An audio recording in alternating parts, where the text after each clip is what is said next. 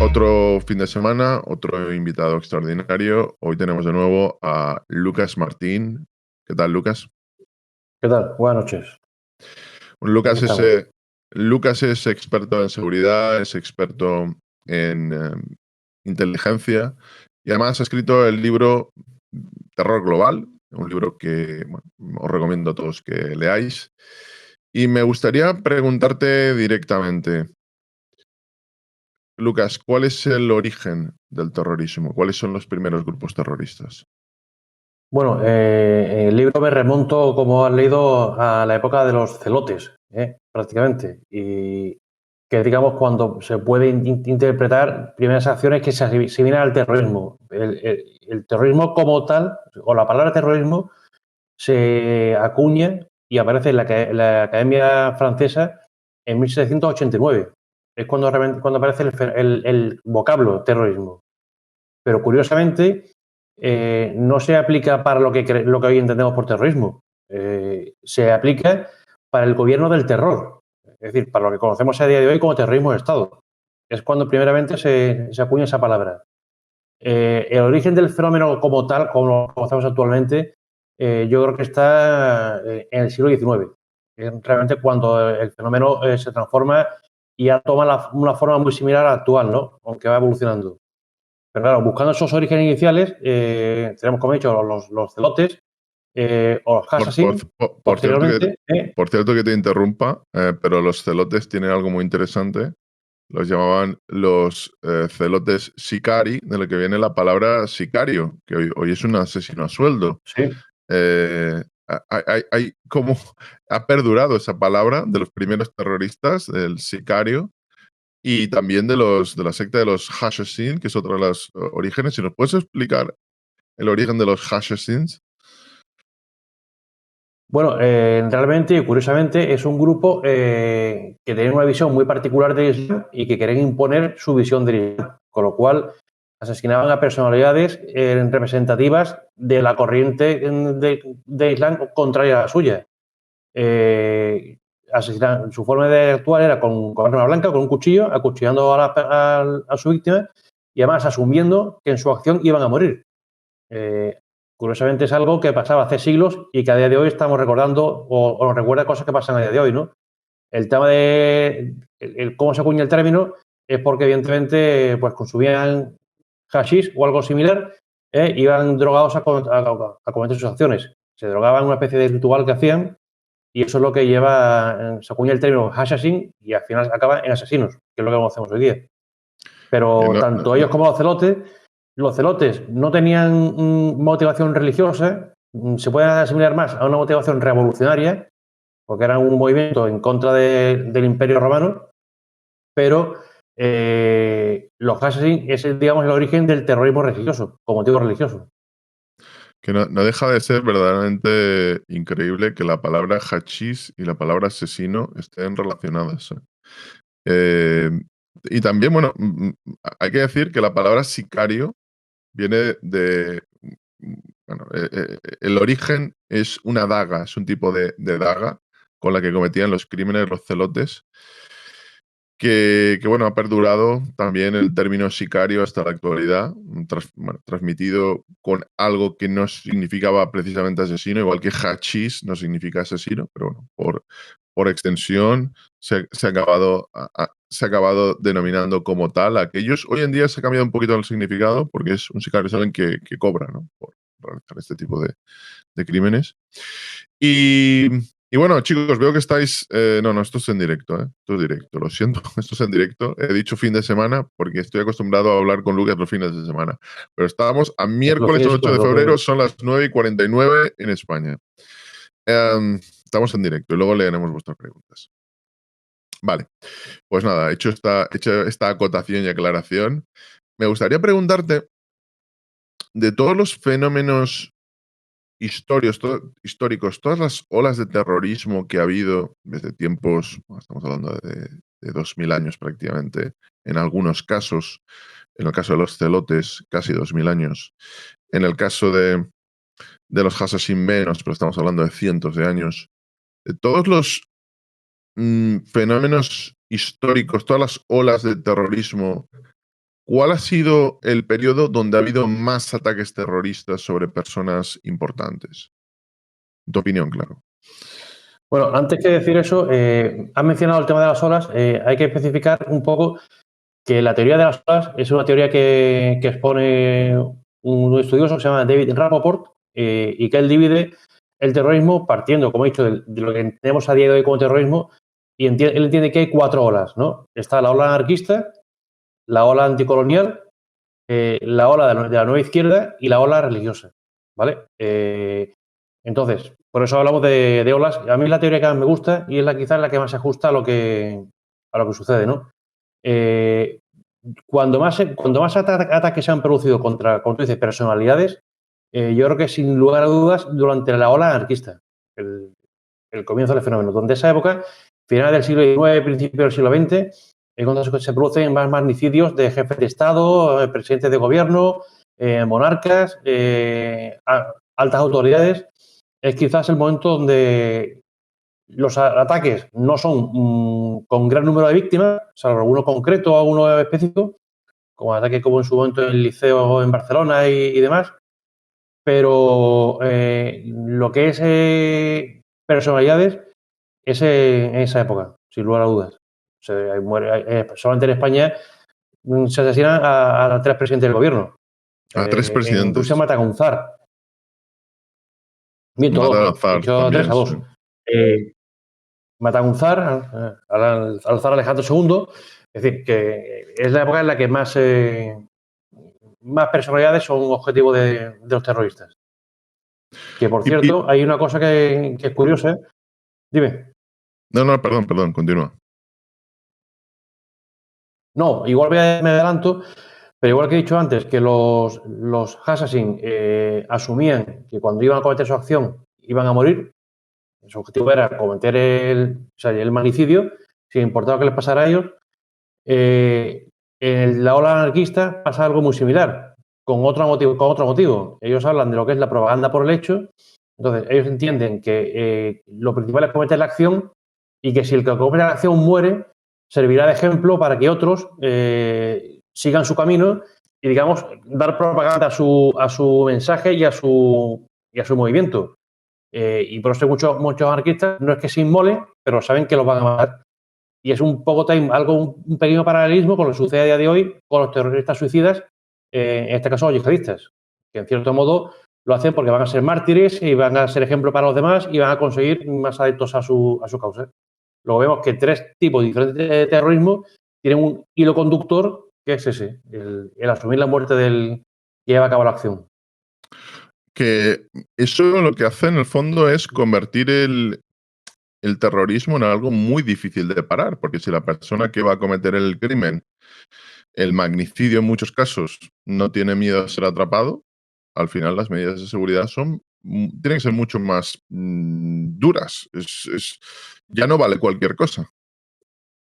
No, ese es el principal problema. Cuando tú te enfrentas a alguien, fíjate, no ya que no le importe morir, sino a alguien que quiere morir, que busca morir, tienes un problema muy serio. Porque tenemos 3 grados, por así decirlo. El terrorista que no quiere morir, que quiere cometer su acción y escapar, lo cual hace que se piense mucho más la acción que va a llevar a cabo, la estudie mucho más y deseche muchas acciones porque no tiene asegurado el escape. Ejemplo claro y doloroso en España, ETA. ETA no cometía una acción si no tenía asegurado que los que iban a cometer el atentado se escapaban. De ahí por eso el empleo de coches bomba y demás, porque el terrorista no corre prácticamente ningún riesgo. Después tienes el terrorista, como estos anarquistas que hemos comentado al principio, que no les importaba morir, porque creían que se morían al cometer la acción. Ellos asumían que los iban a pillar y que si no morían en el atentado los iban a fusilar después o los iban a ahorcar. Pero entendían que eso era lo que he dicho, la propaganda por el hecho. O sea, la acción que he cometido no deja de ser una acción propagandística que difunde mi mensaje. Pero después tienes el otro grado, que es el terrorista o el atacante que desea morir. Y pongo un ejemplo claro que no es terrorismo, pero que creó un gran problema. En la Segunda Guerra Mundial, los kamikazes eran combatientes, en este caso pilotos japoneses, que salían a morir, iban buscando la muerte. Cuando tú luchas con un enemigo, con alguien que quiere morir, lo tienes muy complicado, porque realmente por muchas medidas de seguridad que te pongas, lo tienes muy fácil. Eso es muy fácil. Si no te importa que te cojan o no te importa morir, es mucho más sencillo, ¿no? Eliminas una parte de la ecuación muy importante. Entonces, como tú bien dices, contra eso las medidas de seguridad son muy complicadas. Y en tu opinión, ¿cuáles han sido los atentados más, no quiero decir famosos, pero quiero decir más influyentes que han acabado causando más consecuencias históricas el hecho de que se produjeran? Bueno, yo creo que quizás el más icónico o el que desencadena toda una serie de hechos, como es la Primera Guerra Mundial, es el asesinato en Sarajevo, llevado a cabo por Gabriel Príncipe. Y yo creo que es el atentado, quizás, o la acción terrorista que tiene unas consecuencias no buscadas, pero que provocó una serie de consecuencias, bueno, que todos conocemos, ¿no? Que desembocó en la Primera Guerra Mundial. Yo creo que es el más, por las consecuencias del acto, creo que es el mayor. Después tenemos otra serie de ataques más o más cercanos, son evidentemente las Torres Gemelas, pero yo creo que el impacto no fue evidentemente ni mucho menos el mismo que Alfonso asesinato de Sarajevo. Yo creo Sí, el que atentado de Francisco Fernando, de Franz Ferdinand, fue, bueno, las consecuencias en cadena de todo aquello son tremendas, acaban con una lo guerra que pasa mundial que increíble. aquí lo miramos en términos de lo que pasó, ¿no? De una guerra mundial, pero por ejemplo, en términos de impacto histórico, en este caso mirando para España, el asesinato del general Prim, en la famosa calle del Turco, es un asesinato que cambió también el curso de la historia en España. Y nunca sabremos qué deriva o qué camino habría seguido España si ese atentado no hubiera tenido lugar, por ejemplo. Sí. ¿Y qué opinas de los atentados del 11S, el 11 de septiembre del 2001 en Estados Unidos? ¿Cambiaron el mundo? ¿Cambiaron el mundo de la seguridad, de la inteligencia? Hombre, para empezar, cambiaron nuestro mundo. O sea, nuestra vida cotidiana la cambiaron de arriba abajo. Simplemente el que viaje un poco ya sabe lo que supuso eso y lo que implicó, ¿no? Eh, cambió la configuración del mundo en el sentido de eh, que provocó una serie de alianzas y una serie de acciones que nos han llevado hasta ahora. Al final, cada hecho tiene su consecuencia. Yo soy enemigo totalmente, y ya lo sabes, de teorías de conspiranoicas, ¿no? O sea, no creo en conspiraciones. Pero bueno, lo que ocurrió ahí es con las fichas de dominó. Fueron cayendo fichas una detrás de otra y cambió el mundo de la inteligencia porque esos atentados fueron posibles por grandes fallos de coordinación. En Estados Unidos había muchas agencias de inteligencia, pero no estaban coordinadas entre sí, no compartían información. El hecho de no estar coordinadas y no compartir información es lo que provocó que había muchas piezas pequeñitas que indicaban que algo iba a pasar o que algo se estaba gestando, pero no había ningún punto en el que todo se fusionara y se tuviera el puzzle completo. Al no tener eso, ocurrió lo que ocurrió. Entonces, Perdona, desde el punto de vista... ¿tú crees, porque me ha llamado la atención lo que has dicho, que en el fondo no hubo la actitud más diligente por las agencias de seguridad estadounidenses? ¿Tú crees que ahora mismo sería posible un atentado tan complejo como el del 11S? ¿Eso sería posible en Estados Unidos? a día de hoy yo personalmente creo que no, pero fíjate, es que hay una cosa, y es que en cada periodo los servicios de inteligencia, servicios de seguridad se adaptan a la amenaza que tienen o a la amenaza contra la que están luchando. Si tienes delante un enemigo que de repente cambia todos los parámetros y cambia el paradigma y actúa de una forma que jamás se ha pensado que pueda actuar, evidentemente te piden con el paso cambiado. Por eso siempre se dice que hay que esperar lo inesperado y prepararte para eso, para lo inesperado. Hay una teoría muy conocida, bueno, no sé si la gente la conoce, que es la del el 10.º hombre. No sé si os has escuchado hablar de ella, alguna vez lo hemos comentado con Juan Luis Chulilla, y es que y se aplica mucho en temas de inteligencia, ¿no? Y es que si hay 10 hombres en una sala que tienen que decidir o están exponiendo sobre, en este caso, una amenaza o una posible decisión, si 9 de ellos están de acuerdo o coinciden en algo, el 10.º hombre tiene que exponer una teoría completamente diferente. Sí. Aunque sea algo alocado, tiene que exponerlo. No puede ser que los 10 estén de acuerdo. Y entonces es una forma de obligarte siempre a pensar más allá, a ir más allá y buscando siempre los recovecos, porque, bueno, es parte de la condición humana.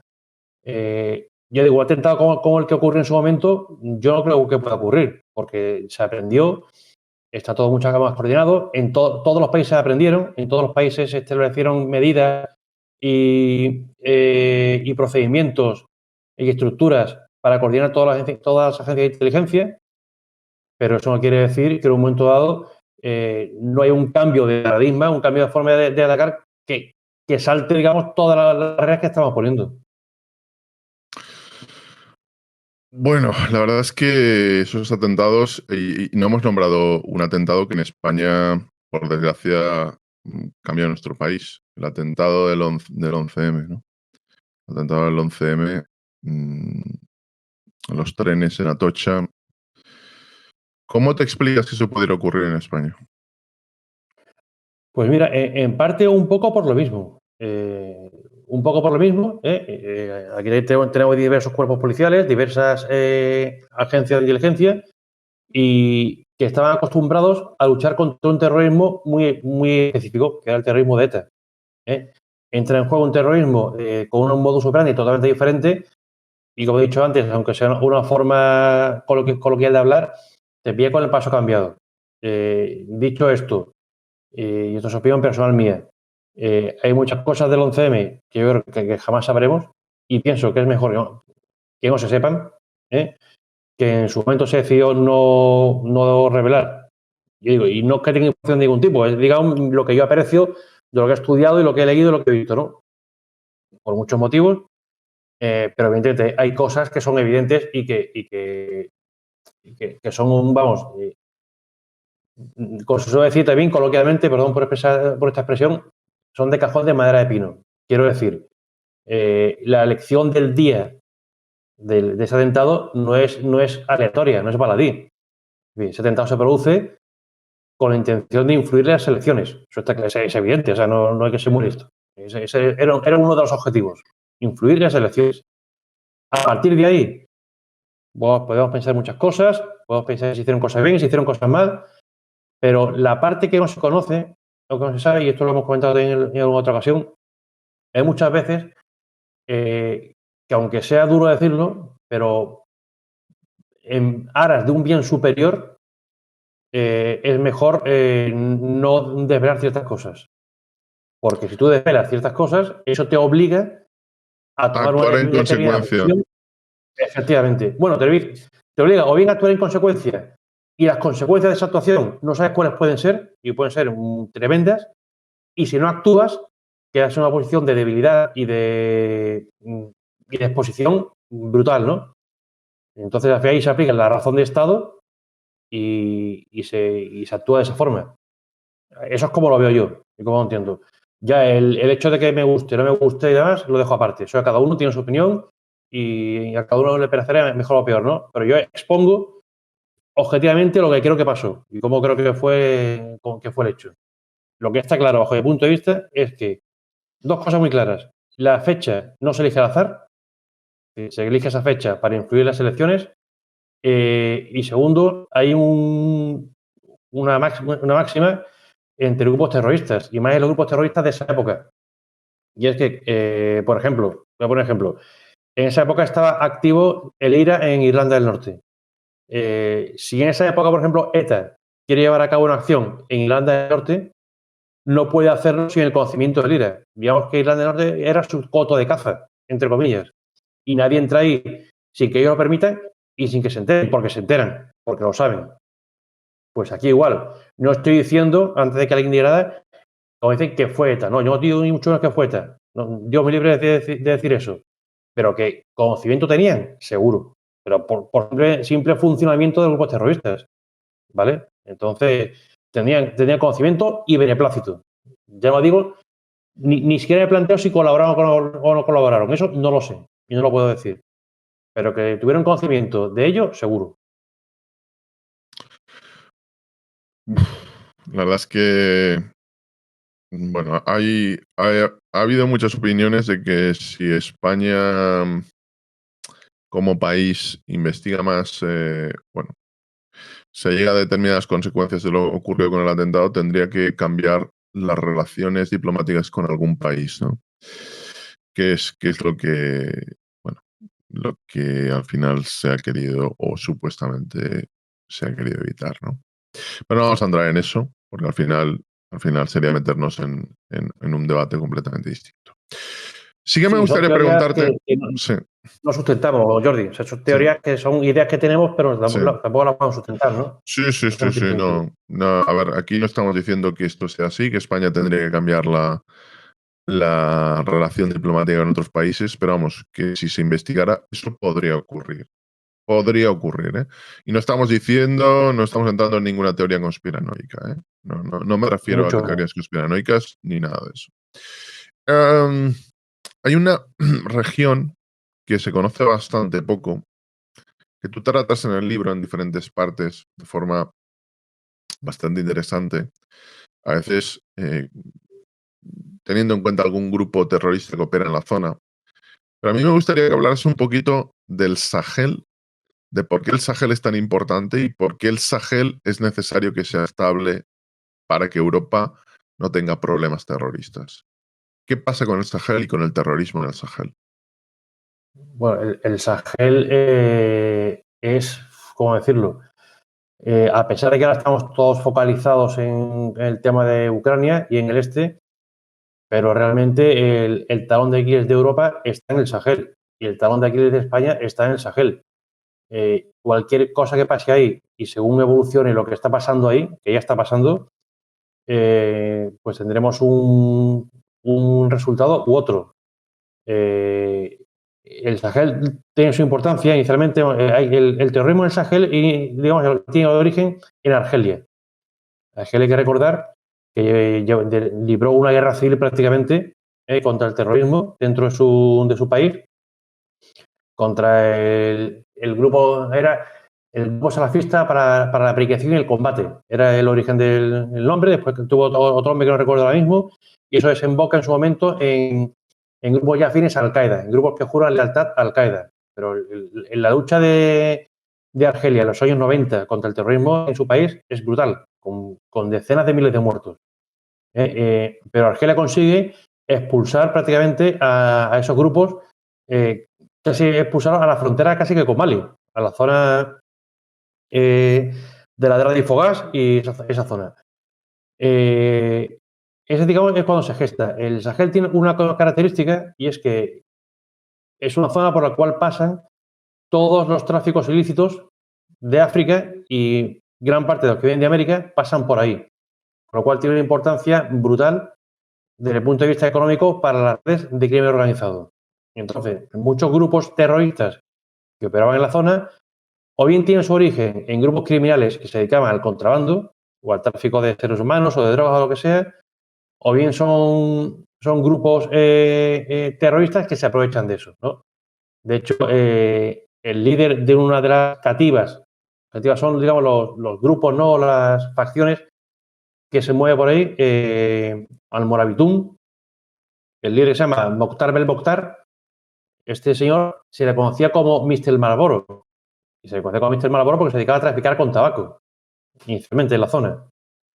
¿Qué ocurre? Que todo lo que se movía ahí, todo lo que estaba más relacionado con crimen organizado y, bueno, medio controlado, cuando el Daesh pierde el control del territorio en Siria y en Irak, cuando el Daesh, fíjate que no digo que es derrotado, digo cuando pierde el control del territorio, porque al Daesh no se le ha derrotado.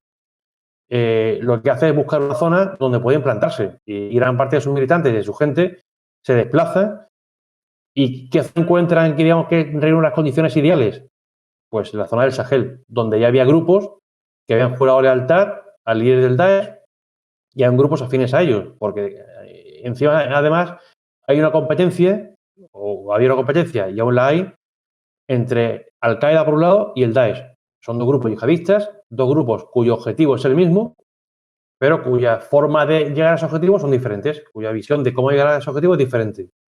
Entonces, se da la circunstancia que en el mismo Sahel, grupos que en su día juraron lealtad a Al-Qaeda, pues cambian de bando y ahora juran lealtad al Daesh. Entre otras cosas por puro interés, porque, digamos, la franquicia que le ofrece más beneficio es el Daesh. Con lo cual, se desplaza el centro, digamos, neurálgico del terrorismo yihadista, se desplaza de Siria a Irak a la zona del Sahel, en Mauritania principalmente, Mali principalmente, pero se ha ido extendiendo a Burkina Faso, se ha ido extendiendo a Níger, se ha ido extendiendo a Ghana.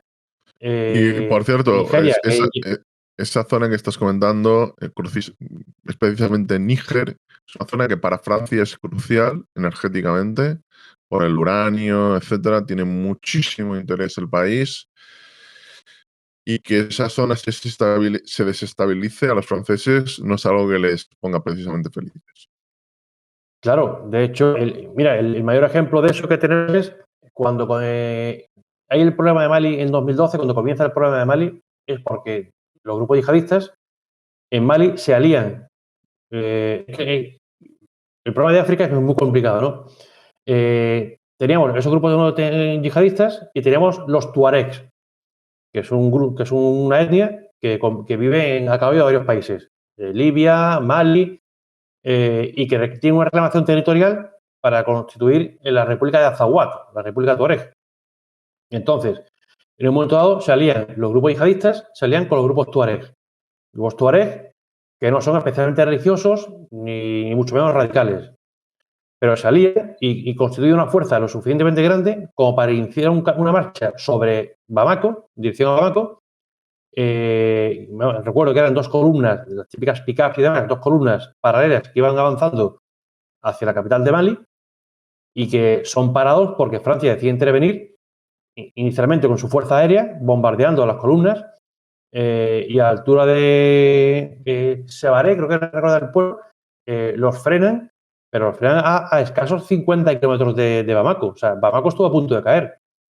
Si Francia no llega a intervenir, Bamako cae y cae Mali en manos del yihadismo, con el porqué sobre su puesto. Y quien interviene inicialmente es Francia, de motu propio y sin ningún tipo de respaldo de nadie, por lo que tú dices, porque los intereses en Francia ahí son brutales. Y Francia era consciente de que si caía Mali, detrás iba Níger. Y en Níger tienes las minas de uranio, que Francia depende de ellas totalmente, minas de oro y hay muchos intereses. A raíz de eso, Francia inicia una operación propia en el norte del país para luchar contra el terrorismo, en la zona de la Dara y Fogas, y la Unión Europea implanta su misión de entrenamiento del ejército maliense. Y ya la cosa comienza a evolucionar, bueno, y se ha ido enredando hasta nuestros días. Me gustaría preguntarte, porque has hablado un poquito del Daesh, de la presencia en esa zona. ¿Para ti qué es el Daesh y cómo nace el Daesh? El Estado Islámico, básicamente. Sí, yo siempre hablo de Daesh, aunque eso no lo cuento en el libro. Al Daesh se solía hablar, y muchas veces se habla de Estado Islámico, pero en un momento dado se decide no hablar de Estado Islámico, porque eso sería concederle un estatus que no tienen, es darle a un grupo terrorista el estatus de Estado. Entonces, y en este caso las palabras importan y mucho, ¿no? Incluso a nivel OTAN se acuerda emplear la palabra Daesh, que es una palabra árabe que fonéticamente es despectiva, es algo despectivo. Entonces se aplica ese acrónimo para hablar del Estado Islámico, ¿vale? O sea, perdón, estás diciendo que son los occidentales los que al final creen el marco de que esa organización se va a llamar Daesh. Sí, se decide referirse al Daesh, primero, para no otorgarle esa condición de Estado, claro. ellos se arrogaban, y además se aprovecha un vocablo que es una forma es un término despectivo. Entonces, es por lo que se acuerda emplearse. Aunque, bueno, en los medios se ha implantado hablar de ISIS, son las siglas en inglés, o Estado Islámico, y muchas veces se habla indistintamente de uno u otro, ¿no? Yo procuro siempre, aunque a veces se me escapa, hablar de Daesh. Prefiero hacerlo así. El Daesh no deja de ser una escisión de Al-Qaeda, que ocurre en Irak. Después de la guerra de Irak y con la ocupación, Al-Qaeda tiene una forma de enfocar su lucha contra Occidente, que no es una lucha contra Occidente, es una lucha para implantar el califato global, que al final es el objetivo que se plantean ambas organizaciones. Tiene una forma planteada de luchar para implantar ese califato, y Abu Bakr al-Baghdadi en Irak, pues crea su grupo, jura lealtad a Al-Qaeda, se le da cierta autonomía, pero su forma de enfocar la lucha es diferente a la que tiene Al-Qaeda.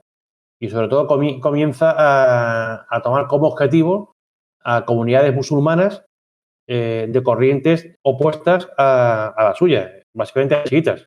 Ellos son de corte sunitas salafistas y empiezan y por eso hay grandes matanzas de musulmanes. Eso, evidentemente, Al-Qaeda pues no lo ve con buenos ojos.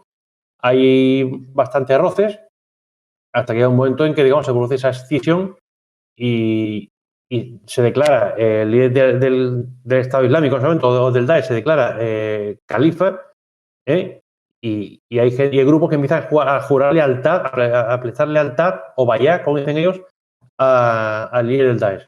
Y ya cuando se produce la decisión. Al-Qaeda está más focalizada en ataques, entre comillas, más selectivos y buscando siempre lo que llaman el enemigo lejano y a golpear Occidente cuando pueden, y el Estado Islámico va a por todas y vamos a saco. Hay una forma muy clara de distinguirlos, por ejemplo, en la forma que tengamos de implantarse o de buscar cómo implantarse en un sitio. Ambos tienen y es lo que ocurre, y eso se podemos hablar horas, las zonas en las que tenemos, los países en los que tenemos, zonas depauperadas, con poco control del Estado, pocas infraestructuras, donde no hay una referencia clara, que suelen coincidir en zonas de África, en las que por motivos étnicos o raciales incluso, o tribales, pues hay zonas que el Estado o el gobierno está en manos de una mayoría étnica y la zona del país que pertenece a una etnia diferente está, digamos, manejado de la mano de Dios. Pocas infraestructuras, pocas aspiraciones de la población joven, o sea, no tienen futuro, malviven, no tienen educación, sanidad. Entonces, esos lugares son ideales para que se implante este tipo de terrorismo. Ya en estos grupos, ¿qué hacen? Ofrecen los servicios que no da el Estado, los comienzan a ofrecer estos grupos. Montan un dispensario sanitario, montan alguna escuela, comienzan a crear alguna infraestructura, dan incluso algo de trabajo, contratan aunque sea soldados a la gente de la zona, con lo cual al final esa gente, ¿a quién tiene como referente? ¿Al Estado? No, tienen como referente a ese grupo que es el que ha ido ahí y se ha implantado. ¿Qué diferencia hay entre el Daesh y Al-Qaeda? Cuando Al-Qaeda llega a un lugar y se implanta, inicialmente ellos renuncian a una implantación dura de la Sharia, renuncian a cierto postulado de la Sharia con la finalidad de que la gente poco a poco se vaya acostumbrando a su modo de vida, y poco a poco van, digamos, endureciendo las condiciones hasta que ya consiguen una implantación de la ley islámica como ellos quieren. El Daesh no. El Daesh, según llega, aplica la Sharia de pe a pa y con todas sus consecuencias, de una forma brutal y con los castigos que tienen establecidos y demás. Entonces, para que veamos un ejemplo de la forma, digamos, de proceder de uno y de otro. Por cierto, pero antes que hemos hablado de Malí, uno de los motivos por que también fracasa esa marcha sobre Bamako es que al final se rompe la unión entre los tuaregs y los yihadistas, porque los yihadistas, según van avanzando, incluso en zona tuareg, intentan implantar la Sharia, intentan implantar su ley islámica, y los tuaregs por ahí no pasan. No pasan, y es cuando rompen con ellos. Que, por cierto, hace poco ha vuelto, digamos, a firmarse, entre comillas, otra alianza entre algunos grupos tuareg y algún grupo yihadista en Mali, lo cual es preocupante de nuevo.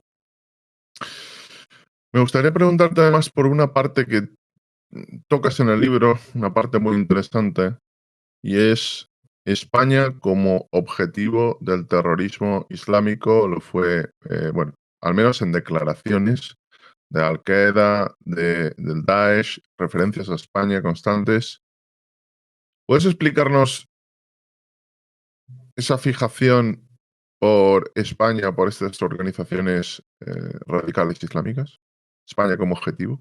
Bueno, hay que decir dos cosas. En el libro, en el artículo este que tengo, uno de los artículos que tengo en la parte final, que se llama España, objetivo del Daesh, razones y consideraciones. En este artículo concreto hablo de una situación muy concreta, ¿vale? Y hablo de unos ataques muy concretos que hablaremos después. Pero a nivel general, esa fijación, como tú dices, de estos grupos radicales por España, es, digamos, una operación de marketing. Y me Más explico. romántica, ¿no? Para atraer un discurso Claro, de grandeza histórica. porque ellos asocian la época del Andaluz con la época de mayor esplendor del Islam. Es cuando el Islam dominó más territorio en todo el mundo y cuando tuvo una implantación mayor. Entonces, recurren a ese mito del Andaluz, que al-Ándalus no es Andalucía, es toda la península ibérica y un poquito del sur de Francia. Ellos asocian al Andalus a eso, al periodo mayor de esplendor del Islam. Entonces, les sirve como, digamos, figura propagandística recordar esos tiempos de grandeza y que es lo que quieren volver a ser. O sea, volver a ser lo que fueron en su día. Entonces, es esa fijación, ¿no? Y esa... Porque de hecho después, y la historia lo demuestra, aunque también sea por otros motivos, los mayores ataques no se han producido en España, de mucho menos, ni los más grandes. Lo han intentado, pero no ha sido, digamos, su mayor objetivo. Pero bueno, esto es, digamos, un intento de, pues eso, de marketing, intentar recordar lo que pudo ser. Me gustaría hablarte de otro atentado, aparte del 11M, un atentado que tuvo mucho impacto en España, que es el atentado de Barcelona. Un atentado que ha seguido coleando por diferentes razones. ¿Qué explicación le das a que eso ocurriera y qué interconexiones nos puedes establecer con otros países u otras organizaciones? Bueno, ahí en el artículo este concreto yo hablo de hay digamos, dos partes, por así decirlo también. Primero, ¿por qué se elige España y por qué se elige en concreto Barcelona para atacar? El por qué se elige. Y después lo que implicaba ese ataque, ¿no? Y lo que había detrás y lo que, bueno, no se pudo saber o muchas veces, evidentemente, no se puede decir todo porque la agencia de seguridad, las agencias de inteligencia tienen que jugar sus cartas y no van a dar toda la información que poseen porque les puede perjudicar, ¿no? Para continuar su trabajo. El motivo por el cual se elige España es parecido a lo que he dicho antes. Los grupos terroristas o bien se implantan en zonas donde hay inestabilidad, en zonas inestables, porque pueden sacar beneficio, es decir, eso facilita su implantación, o bien intentan golpear donde más daño haces. Y donde más daño hace es si tú golpeas en una zona que ya de por sí es inestable, creas más inestabilidad.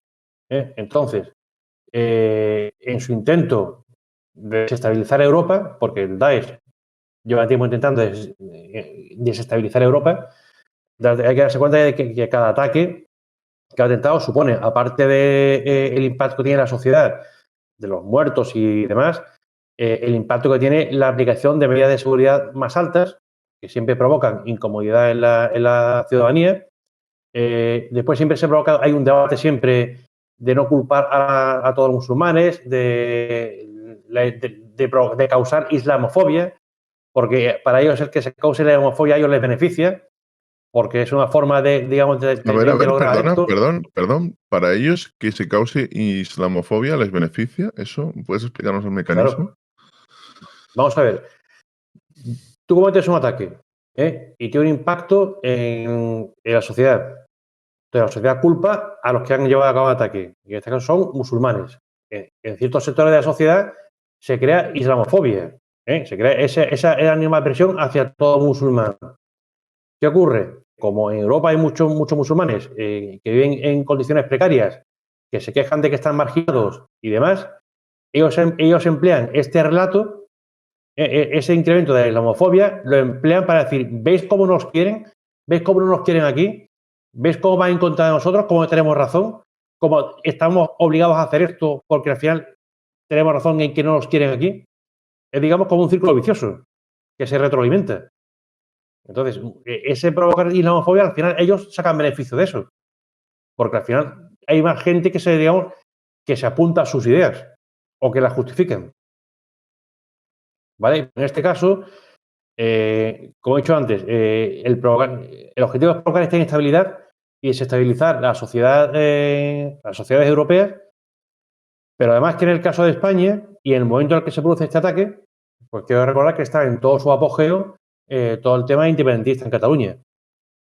Entonces, en una zona ya de por sí inestable dentro de Europa y dentro de Europa en España, con el problema del independentismo, con todo muy revuelto, un enfrentamiento bastante claro entre el gobierno autonómico y el gobierno central, un ataque de estas características, si se hubiera llevado a cabo el ataque que pretendían hacer, pues habría multiplicado la inestabilidad por 1000, tranquilamente.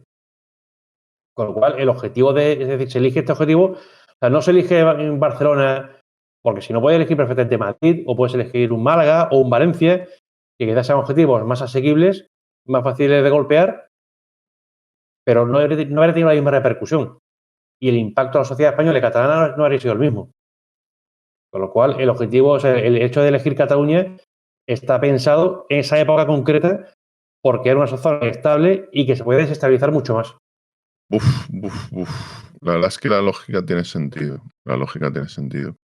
Me gustaría pasar un poquito, volver un poco a África. Hablas de un grupo terrorista extensamente. Probablemente el grupo terrorista más conocido localizado en África, pero que mucha gente no entiende bien qué es. ¿Puedes explicarnos qué es Boko Haram? Boko Haram, mira, así en términos generales, Boko Haram son más de 30.000 hombres perfectamente armados y adiestrados que operan en el norte de Nigeria como organización terrorista. Sí, fíjate lo que estoy diciendo, más de 30.000 hombres. Eso parece más un ejército que una organización terrorista. Efectivamente, de hecho Nigeria ha perdido el control de la zona norte, de parte de la zona norte del país, no tiene el control, ni mucho menos. Y tiene un problema muy serio, que se ha extendido a Camerún y otros países limítrofes. Boko Haram comienza con muchos grupos en África, no por un tema religioso en sí, sino por un tema étnico y por un tema de marginación. Es lo que he comentado antes. Tienes una región totalmente abandonada, que no produce prácticamente nada, con una etnia diferente. El gobierno del país y la riqueza del país está justo en la otra zona del país, donde están los yacimientos petrolíferos y demás. Todas las infraestructuras se desarrollan en la zona centro y sur del país y tienes una región completamente abandonada. Son cristianas, además, no son musulmanas. Y tienes ahí una zona totalmente abandonada, con lo cual eso genera un descontento pues, bastante importante, ¿no?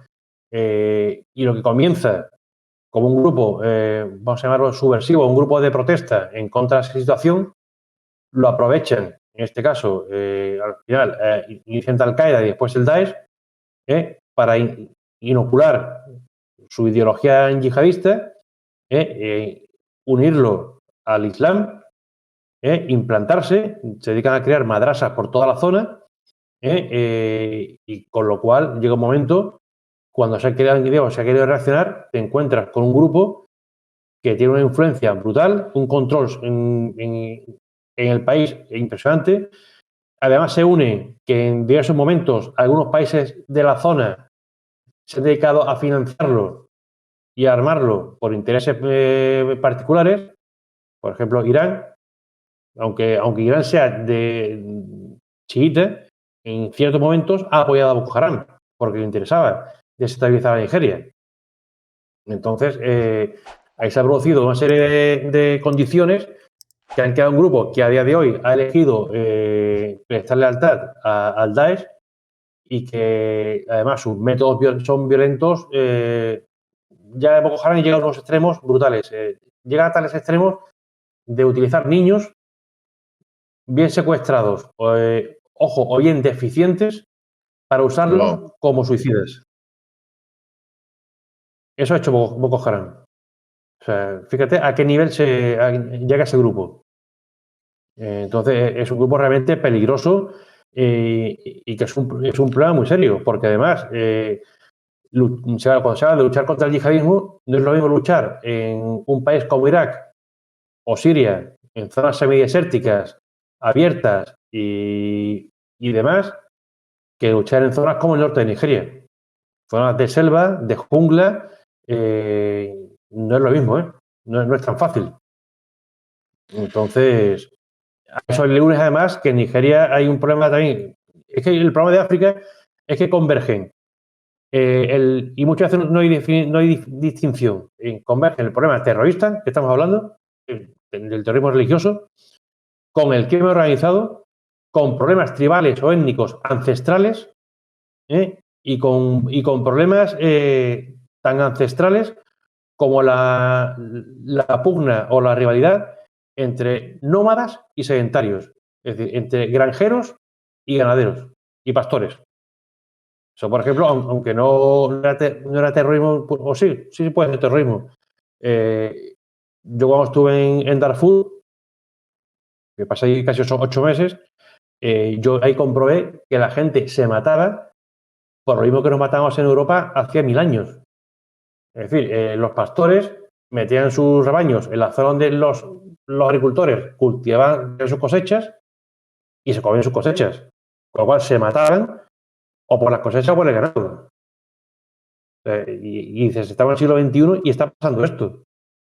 Entonces era increíble, ¿no? Y claro, en África convergen todo ese tipo de problemas a la vez y muchas veces es muy difícil distinguir cuál es el verdadero origen o si al final es una amalgama de todo. Wow. Además has nombrado Sudán, que es una parte del Sahel.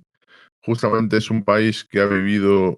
Pues el Sahel es una franja, es básicamente digamos que el cinturón en el que lo que podría calificarse como desierto del Sáhara empieza a terminar y empieza a haber vegetación, ¿no? No, evidentemente no es selva, pero empieza a haber algún tipo de vegetación. Eso es el Sahel, ese cinturón que va desde el Atlántico al Mar Rojo y que va desde países como Níger, Chad, el mismo Sudán. Hay que decir que Sudán, y ahora que lo has nombrado, me gustaría, no tenía planteado preguntarte por él, pero claro, Sudán ha vivido una guerra que ha hecho que se extinguiera. Ahora lo que era Sudán es Sudán y Sudán del Sur. Ha vivido un auténtico genocidio en Darfur. Ha habido ataques terroristas de todo tipo. Una guerra prácticamente civil en Sudán del Sur en estos momentos podría clasificarse con ataques terroristas, diferentes facciones. ¿Qué nos puedes decir de Sudán del Sur? Bueno, Perdón, de el Sudán, problema más trascendente. porque Sudán del Sur no incluiría Darfur, pero me gustaría todo Sudán. Todo Es Sudán y que Sudán del Sur.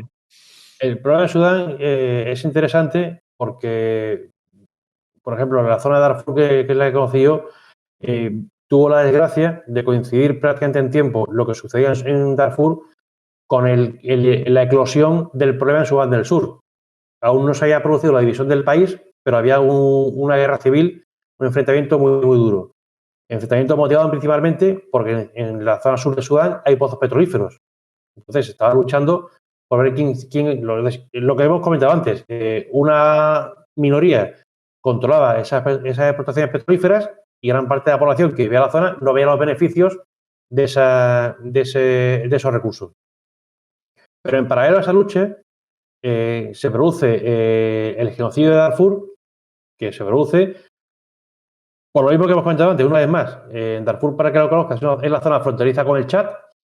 Entonces, en esa zona que está totalmente abandonada, pero totalmente abandonada de la mano de Dios, no se puede hacer, no sé cómo explicarlo, pero yo para recorrer 15 kilómetros tardaba 5 horas en un todoterreno.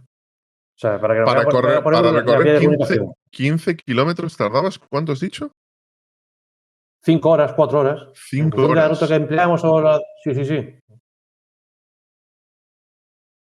Era impresionante. O sea, era... entonces, una zona totalmente abandonada, surgen dos grupos que aquí viene, y aquí no volvemos a la parte teórica del terrorismo. El terrorismo, esto no lo he comentado al principio, no hay una definición de terrorismo. No se ha acuñado internacionalmente una definición para enmarcar el terrorismo. Nadie se pone de acuerdo. Porque lo que para unos es terrorismo, para otros es un movimiento de liberación o es un movimiento revolucionario. Entonces, depende del bando que estés. De hecho, ha habido líderes de grupos terroristas que en su momento eran considerados terroristas, que después han sido incluso jefes de Estado. El ejemplo que pongo en el libro es Menachem Begin, el israelí, ¿vale? Que era líder de un grupo considerado terrorista, pero con el tiempo se hizo con el poder y fue un jefe de Estado. O sea, entonces, depende en qué lado le toque, ¿no? Pero bueno, en la zona de Darfur surgen dos movimientos, el SLA y el YEM. Uno es el Movimiento para la Justicia y la Equidad y otro es el Sudanese Liberation Army, el Ejército de Liberación de Sudán, que se rebelan contra el gobierno, contra las tropas del gobierno. ¿Qué hace el gobierno de Sudán? ¿Cómo se llama el líder? Ahora, el líder de Sudán, que está además pendiente de pasar por la Corte Penal Internacional. Bueno, se me olvidado el nombre ahora. ¿Qué hacen? Pues aparte de emplear el ejército, mueve tropas árabes, los famosos Janjaweed, coge árabes de otras zonas del país y las desplaza hacia la zona de Darfur. Darfur es la tierra de los Fur. Los Fur es una etnia, que son negros, no son árabes de raza. Entonces mueve a los árabes a esa zona y les promete que si expulsa a los Fur y acaba con los dos movimientos guerrilleros o con los dos movimientos terroristas, le va a dar tierra. Y a dar tierra es el control de la zona. Entonces, estos tipos que montaban a caballo o en camello, pues se dedican a masacrar a la gente, pues bueno, un genocidio de, si no recuerdo mal, casi medio millón de muertos y varios millones de desplazados. Hay un documental muy interesante de un ex marine que estuvo ahí justo antes de llegar yo, que se llama El diablo llegó a caballo. Y explica cómo llegaron las fuerzas Janjaweed y cómo actuaban, y la verdad es que es impresionante. Entonces, eso ocurre en Darfur. Y en paralelo tenemos el enfrentamiento en Sudán del Sur, que deriva al final, ahí sí interviene la ONU, y al final de eso deriva en la separación del país, en Sudán del Sur y Sudán del Norte, pero que siguen ahora, como te había dicho, otra vez con enfrentamientos, ¿no? Y con una guerra civil dentro. Entonces eso... Y además, perdona, Jordi, en la zona de... Los momentos del otro libro, en la zona de Darfur, en ese triángulo entre Chad, Sudán y Egipto, el famoso Nilo Azul, el Nilo... En esa zona está comprobado que está el segundo mayor acuífero del mundo. Y es una zona que es casi desértica. Entonces, si ese acuífero de un montado se llega a explotar, tenemos el problema también de la presa esta en Etiopía. Cuando ese acuífero se llega a explotar o se intenta explotar, va a generar tensiones porque los tres países van a querer hacerse con el control de ese agua. Y esto depende de dónde pinches, alguien dirá que le estás quitando el agua de su acuífero porque es suyo. Y eso va a generar conflictos a futuro seguro. Wow. Me gustaría preguntarte también, además, en todos estos escenarios que estamos describiendo, escenarios ultra complejos en Nigeria con Boko Haram, 30.000 soldados básicamente, 30.000 miembros, miles de miembros también en los grupos guerrilleros, terroristas. La línea que separa los movimientos terroristas y los movimientos simplemente guerrilleros o rebeldes, en países como Somalia o Sudán es muy difusa, es muy, muy difusa. Pero claro, lo que vemos es que muchos de estos grupos acaban compitiendo entre sí. Lo veíamos también en Siria. Había vídeos literalmente donde eran supuestos grupos terroristas o facciones luchando no luchando ya contra Bashar al-Assad, que también, sino luchando entre sí. ¿Qué ocurre con la competencia entre grupos terroristas? Hombre, es que, y el ejemplo lo he puesto antes, Al-Qaeda y el Daesh, que compiten entre ellos. ¿Por qué compiten? Pues compiten por reclutamiento, porque el que tenga más prevalencia será capaz de reclutar más gente que se adhiera a ellos. Reclutar más gente significa tener más poder. Se compite por controlar territorio, que por lo general controlar un territorio significa controlar más recursos. Y controlar más recursos significa, al final, tener más ingresos. Por eso he dicho que además en esta zona del mundo, en África, convergen muchas veces y se mezclan temas de crimen organizado con el terrorismo en sí, ¿no? Entonces, muchas veces es muy difícil distinguir cuál de los dos fenómenos es el que está, digamos, liderando el movimiento. Si el crimen organizado, cuya finalidad no es otra que lucrarse, o el terrorismo, o si es el terrorismo el que está liderando y emplea el crimen organizado para obtener fondos. Muchas veces es muy difuso y es muy complicado. Ya digo que lo fundamental son, por un lado, el reclutar gente y, por otro lado, es los recursos, el obtener dinero. El Daesh, por ejemplo, y además lo ha comentado alguien ahí, el Daesh en Siria y en Irak se financiaba vendiendo petróleo. Eso fue lo que le permitió, el controlar un territorio le permitió acceder a recursos naturales con el petróleo, que lo vendía.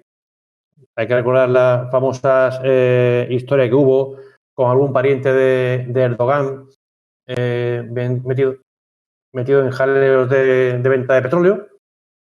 Creo que eso lo conocemos todos. Esto es muy interesante. El Daesh, todos recordaremos que se dedicaban a destruir yacimientos arqueológicos, ruinas romanas y todo lo que había en esa zona. Eso se comprobó que era una gran tapadera.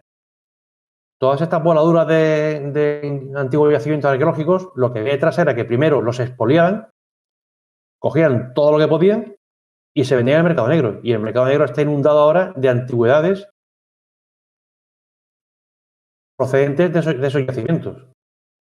Todas las cosas que desaparecían de los museos o de los yacimientos, todo esto que volaban, no lo destruían. Se supone que lo destruían, pero al final han acabado vendidos. Eso era una fuente de recursos.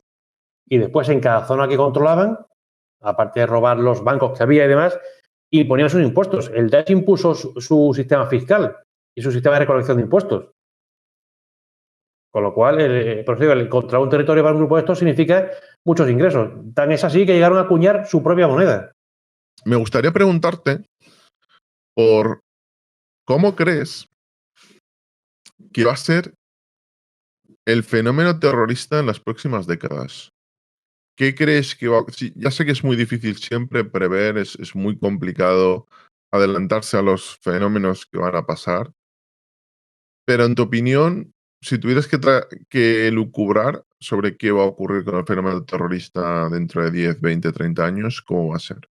Pues mira, voy a aprovechar aquí además para hacer un comentario que escribí una vez, ¿no? Porque yo aquí veo también dos facetas. Por un lado, nos hemos olvidado del terrorismo yihadista, nos hemos olvidado del problema yihadista y sigue ahí. Lo que ocurre es que un problema, en teoría más gordo, o un problema diferente, ha captado nuestra atención, o tiene toda nuestra atención. Pero el problema del yihadismo sigue ahí. Y el Daesh sigue con su objetivo. Y su objetivo es, como he dicho antes, implantar el califato total. Y van a continuar haciéndolo. Está, como hemos dicho, en el Sahel. Si tienen éxito en lo que están haciendo en el Sahel y toda la zona se estabiliza y siguen desestabilizando países y avanzando, pues los tenemos en las puertas de casa. ¿vale? Por eso yo, digamos, creo, y lo que pasó el otro día en Algeciras es una muestra, porque no pasó solo en Algeciras. Nosotros vemos lo que ocurrió en Algeciras, pero nos olvidamos de que, curiosamente y simultáneamente, no, sucesivamente, en el plazo de 3 días, en varios puntos de Europa hubo varios ataques similares de esos supuestos lobos solitarios. ¿Vale? Que el tema del lobo solitario sería para hablar un programa entero sobre él. Pero, con lo cual, yo digo, la presión del terrorismo yihadista va a seguir ahí. Ha aflojado un poco, porque también, evidentemente, lo que he dicho antes, el terrorismo se basa en gran parte o necesita de la publicidad, de vender lo que hacen. Ahora mismo, muy pocas cosas pueden competir con la guerra de Ucrania. Sí, puede competir durante 4 días una desgracia como el terremoto de Turquía. Y ya digo que va a competir 4 días, porque dentro de 5 aquí seguirá habiendo muertos debajo de los escombros, mucha necesidad, pero de los medios habrá desaparecido. Y si no, el domingo cuando nos veamos, lo recordaremos y ya veremos cómo el tema del terremoto ha desaparecido prácticamente de los medios. Bueno, dicho esto, yo en su momento, y lo escribí, yo defendía la idea de que estábamos realmente en guerra con el yihadismo. O sea, estábamos viendo una guerra, porque al fin y al cabo, para ellos es una guerra. Y así lo plantean. Y además lo plantean con su visión espacio-temporal. O sea, sus parámetros temporales no son los mismos que los nuestros. Su objetivo, para ellos conseguir su objetivo, no se plantean conseguirlo en 5 ni 8 años. Ellos no tienen problema, les da igual si son 10, 15, 20 o 50. Ellos juegan con otro parámetro temporal. Entonces van a seguir. Y hay dos cosas que quería comentar, y es, digamos, lo que veo a futuro, ¿no? Ha habido toda una generación de chavales que se han criado, que han nacido incluso bajo el dominio del Daesh, no me gusta decir del Estado Islámico, cuando controlaban además un territorio, o incluso ahora en las zonas que controlan en el Sahel, en Nigeria. Hay toda una generación, o ya 2 generaciones, de niños que han nacido y se han criado directamente y se han formado en el odio a todo lo que no sea su visión del Islam, y en especial en el odio a Occidente. Se han criado y se han formado en eso. Y es una generación que desde que tienen 6 años o 7 se están entrenando para combatir, literalmente. Y desde que tienen 7 años los están enseñando a disparar, a combatir, a moverse. Y mientras tanto, nuestros hijos están sentados en casa en el sofá jugando a la Play. Y lo que llamamos esta generación de cristal, ¿no? Y son nuestros hijos o nuestros nietos los que se van a tener que enfrentar en un momento dado a esa generación que está en el otro lado preparándose para conseguir lo que quieren. Ellos tienen claro lo que quieren y, como decía, creo que era Pérez Reverte, tienen claro lo que quieren, tienen hambre, van a por ello y están dispuestos a comerse el mundo. O sea, que es una combinación muy peligrosa. Y después, y yo a lo que iba era, y cuando hablaba de que estamos en una guerra, yo decía, yo escribí, estamos en una guerra que no hemos elegido, porque nosotros no la hemos elegido, no hemos querido tener esta guerra, pero el problema es que ya solamente podemos tomar una decisión, y es a qué distancia de la puerta de nuestra casa queremos luchar esta guerra. ¿A 100 metros o a 1000 kilómetros? Es la única decisión que nos queda. ¿A qué distancia de la puerta de casa queremos batir? Por eso la importancia de intervenir lo antes posible en origen, en los focos de esos conflictos. Ojo, sin olvidarnos, y que también lo tengo puesto por ejemplo, el artículo de Boko Haram, que la solución a este problema no es de militar ni policial, no nos equivoquemos. La parte militar o policial es importante, pero detrás hay toda una serie de necesidades económicas, sociales, civiles, que si no se les mete mano y no se palían, la parte militar no sirve de nada. Entonces no podemos olvidar eso. Es decir, que la solución no es solo pasa por la parte militar, pero no solo militar. Al individuo que ya se ha radicalizado, ya ha dado el paso de que quiere ser, que va a combatir, a ese no lo vas a convencer de lo contrario. Contra ese solamente puedes pelear. Pero al que está viviendo en una zona depauperada, donde no tiene un referente, donde no tiene nada y donde su único futuro es coger un Kalashnikov y apuntarse, entre comillas, a uno de estos grupos, antes de que lo haga, la oportunidad de evitar que lo haga. ¿Tú crees que en el futuro el terrorismo va a ser eminentemente religioso? Que el futuro del terrorismo no pasa por terrorismo ideológico, como tú en el libro hablas de Baader-Meinhof, hablas del Grapo, no en gran Sí, extensión, eso porque es, sería eso es imposible. la ola de la nueva izquierda, Sí. efectivamente. La ola Eh, de la Guerra Fría, la ola de la nueva izquierda. ¿Tú A día crees de que hoy, yo creo el terrorismo que, político o nacionalista no? fíjate, vería más quizás, veo por supuesto el terrorismo de origen religioso, que se va a acentuar, ¿vale? El político, no, esa ola ya ha pasado y no creo que vuelva. Es decir, las ideas políticas ya están mucho más claras y digamos que la política europea ya no va por ahí. Es una cosa, igual que quizás antes, en esa época de la ola de la nueva izquierda, había ciertas ideologías que toleraban el empleo de la violencia para conseguir sus fines, o pensaban que mediante la violencia conseguirían sus fines. ¿eh? Ojo, de ambos extremos, no hablemos de uno de de ambos extremos. Yo creo que eso ya está superado, al menos en lo que es Europa, en Occidente. Diferente es, fíjate, creo yo, que se volviera a reactivar en ciertos lugares el terrorismo, vamos a decir, nacionalista.